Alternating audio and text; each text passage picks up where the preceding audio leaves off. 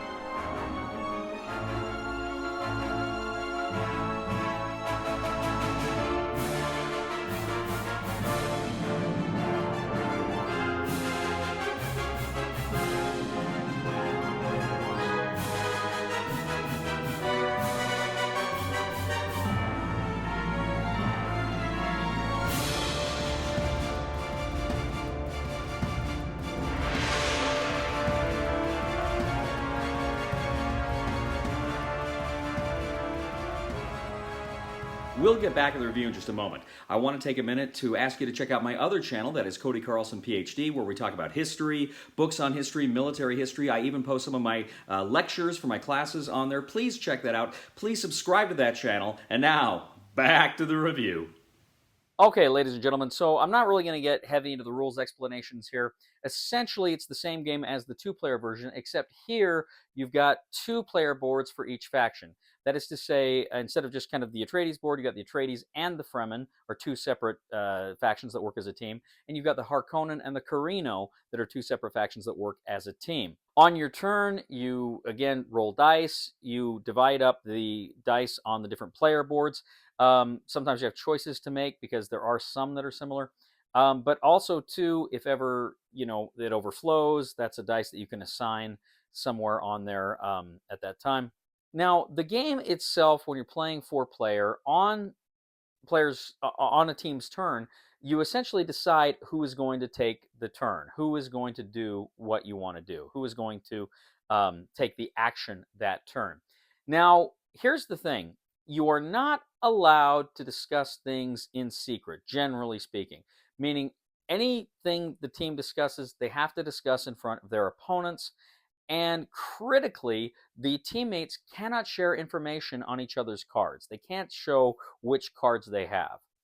Now, for each team, they're given 3 tokens called the Cone of Silence tokens. So each team, 3 times during the game, can go ahead and spend a Cone of Silence tokens to be able to secretly negotiate what their plans are. Now, as we play it, the team that is playing the Cone of Silence gets to have 3 minutes with the board. The other 2 people have to leave the room.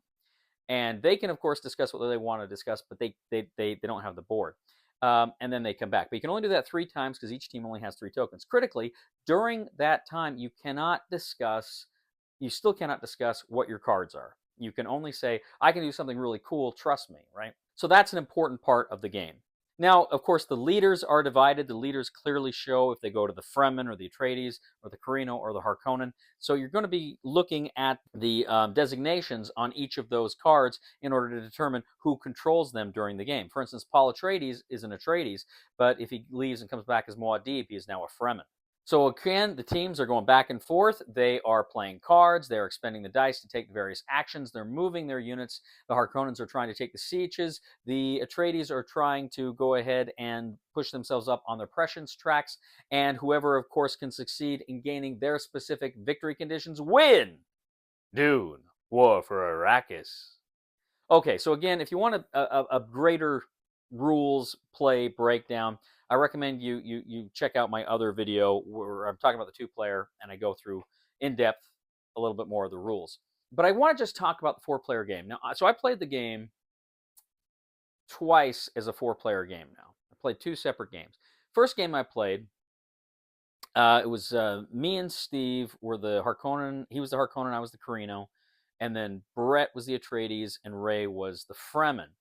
And then I played the second game down in Utah, and Zach was the Carino, Sean was the Harkonnen, I was the Atreides, and Max was the Fremen.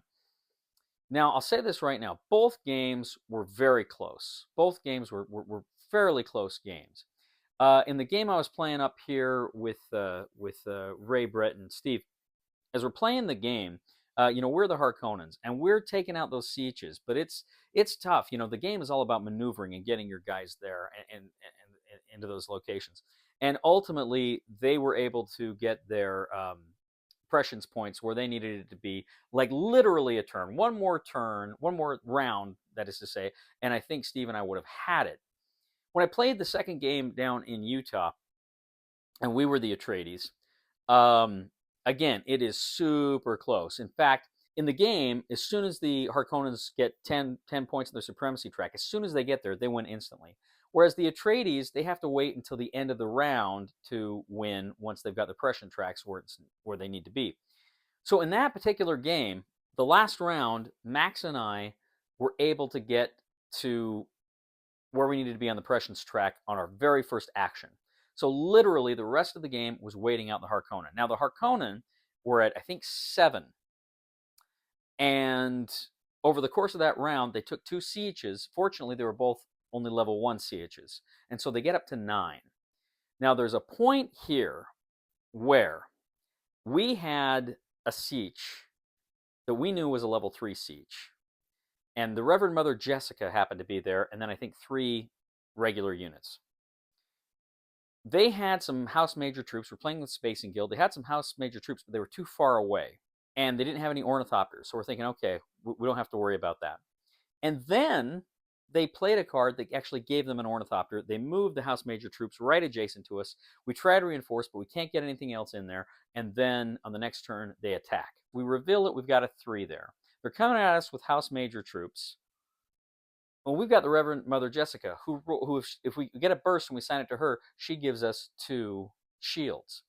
So we're rolling, and the first round of combat, we don't take any losses. They took 1, and then they have to remove 1 to continue the combat. As soon as that happens, I breathe a sigh of relief. I'm like, okay, I think we got this. They hit us again. They don't do any damage, and they got to remove a guy. They took damage. So we weathered that storm. We're like, oh, thank goodness we got that. But then, as the game progressed, they're looking to see where they can attack, and we're on pins and needles because there was one. The other 3 was pretty close to them, but it was still just far enough away. But we're thinking, if they got another card, are they going to pull another rabbit out of their hat? And fortunately, the round ends. We go through the motions. We get to the Atreides have victory. We do. We won. Max and I were cheering. Zach and Sean were, they were so upset. It was one of those great victory moments. So what I'm trying to say is I really, really do like it as a 4-player. I compare this game to Star Wars Rebellion, which is a game that I love. I played for a long time. And I will not play that game 4-player. I just won't. I think it sucks as a 4-player game. The 4-player is just pasted on. That is a 2-player game. The 4-player was purely cosmetic, I think, so they could say, hey, it's a 4-player game. Sucks as a 4-player game. My great fear with Dune War for Arrakis was it was the same. That it's really a 2-player game, that it's just the 4 players just pasted on. But I was pleasantly surprised. This is actually a really good team game. I really enjoyed it as a team game. I enjoyed the negotiation between the players, the back and forth between the players, the camaraderie, the trying to develop a strategy between the players. There were points in that game where Max said, Cody, I can do this, I can do this. And I'm like, dude, it's the wrong play, it's the wrong place. No, I can do it. And I trusted him, and they paid off. He had some great instincts. It was the first time he played the game. So I really like those moments where you're having that kind of battle of wills with your own teammate over the course of action to take. I think it is great. It is so much fun and so cool how they do that. I really like that aspect of the game, the team game, quite a bit. But one of the things I think is really cool about the team game, and this is something Sean mentioned, and it didn't even occur to me, and then when he mentioned it, I'm like, oh yeah. One of the really cool things about this as a team game is the fact that when you're playing it, You can't share that information about your cards.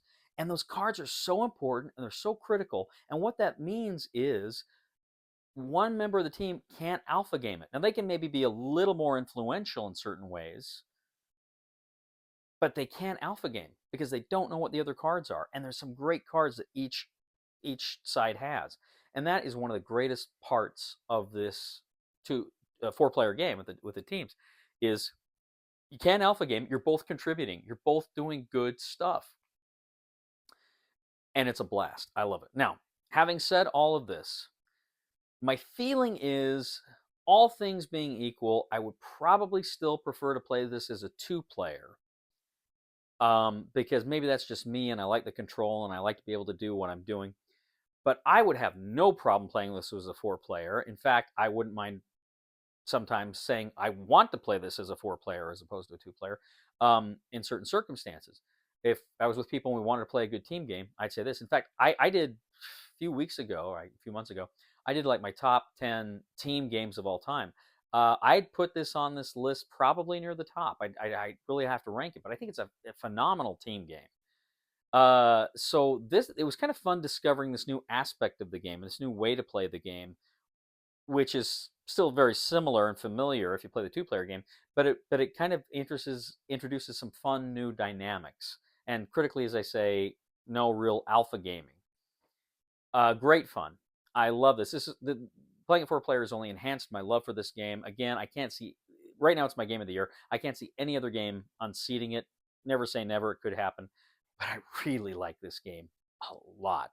Again, this game is probably going to enter my top 10 games of all time, and it may even displace Star Wars Rebellion for me. I gotta see. We'll see how that happens. Love Dune War for Arrakis. I love it 4-player. I've already recommended the game as a 2-player game. Let me recommend it again now as a 4-player game. Regardless, 2-player, 4-player, however you're going to play it, buy it. Thank you, ladies and gentlemen, for joining us today on The Discriminating Gamer. As always, I ask you to please leave a comment for us on YouTube, on Board Game Geek, on our Facebook page, or on thediscriminatinggamer.com. I'd ask you to please like us on Facebook, subscribe to us on YouTube, and follow us on Twitter. I'd also ask you, ladies and gentlemen, to please check out my other channel, that is Cody Carlson, PhD, where we talk about military history and books on history, fun things like that. I'd ask you to go ahead and subscribe to that channel. It would mean a lot to me. I would ask you to click on this video, give us a thumb on Board Game Geek. And if you really do like the content we bring you here, I would humbly ask you to click on the Super Thanks button and leave a tip. Ladies and gentlemen, if Luke Skywalker and Paul Maud'dib got into a fight, who would win? No one. A lightsaber is essentially a laser weapon that when it hit Paul's shield would result in a Holtzman effect, creating an atomic explosion. They would both be killed. Somebody help me on my feet again, and I don't know where I'm going, and I don't know where I've been. Please somebody help me on the solid ground. It's a long time, and I'll be dying. Once a year I wind up in the band. Buy it!